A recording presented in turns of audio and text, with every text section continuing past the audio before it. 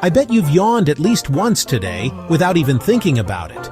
But why do we yawn? Let's think about this. Yawning serves multiple purposes in our body.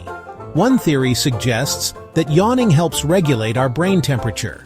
When we yawn, we're essentially giving our brain a quick cool down. Yawning might also be a way to increase alertness by boosting blood flow. Think about it. When you yawn, you're taking in a big gulp of air, which could help oxygenate your blood and wake you up a bit. Some scientists even propose that yawning might be a way to display our teeth and intimidate potential threats.